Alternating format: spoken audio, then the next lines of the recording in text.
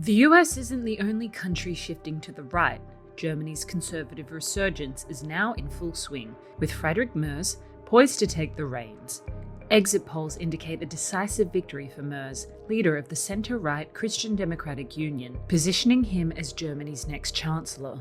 That's what the Conservatives stand for, that's what we stand for, and that's what I personally stand for. His win comes alongside a significant surge for the far-right Alternative for Germany party, led by Alice Weidel, which secured 19.6% of the vote. Meanwhile, current Chancellor Olaf Scholz's Social Democratic Party suffered a historic defeat, polling at just 16%, its worst performance since the late 19th century. Merz inherits an economy that has barely grown since the COVID-19 pandemic, while Europe faces mounting pressure to respond to Donald Trump's tariff threats and his pledge to swiftly end the war in Ukraine.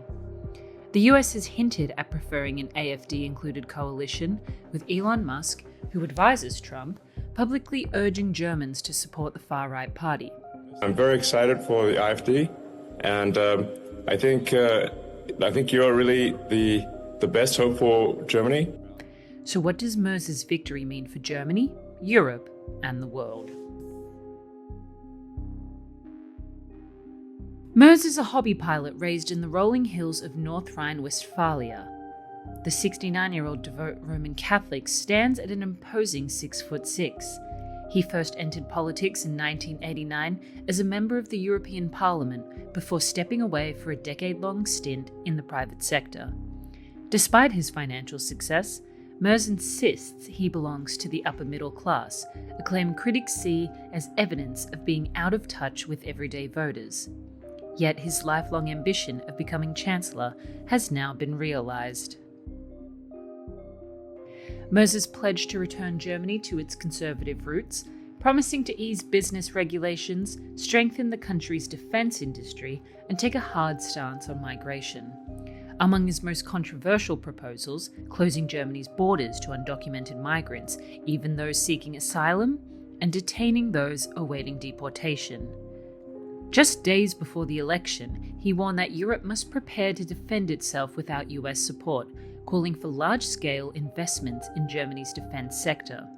His party's manifesto emphasises revitalising German industry through digital transformation, strengthening made-in-Germany companies, and using global market benchmarks to shape competition laws. Merz's election isn't the only seismic shift in German politics. A far-right resurgence is sweeping the country, particularly among young voters. We have become the second strongest force as Alternative for Germany, and we have now firmly established ourselves as a people's party. A 2024 Pew Research study found that 26% of German men viewed the AfD favourably.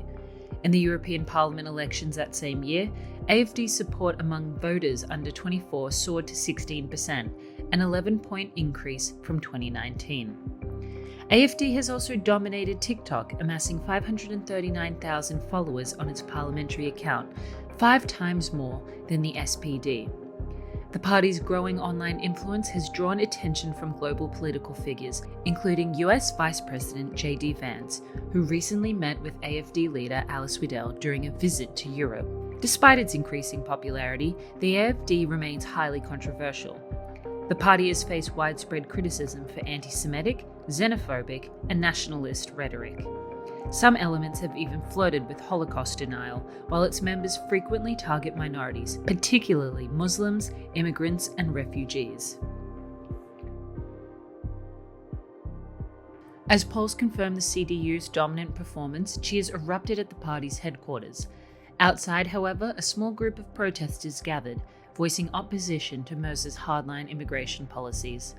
Addressing supporters in Berlin, Merz declared victory with the words, "Let's get the party started," a nod to his eagerness to begin coalition talks. Far-right parties have been gaining traction across Europe for over a decade, particularly in Italy, Austria, and France. But never before has Germany, with its unique historical burdens, seen such a shift. Merz's rise, and the AfD's growing foothold, marks the latest chapter in a deepening ideological divide across Germany and Europe, one that has been decades if not centuries, in the making.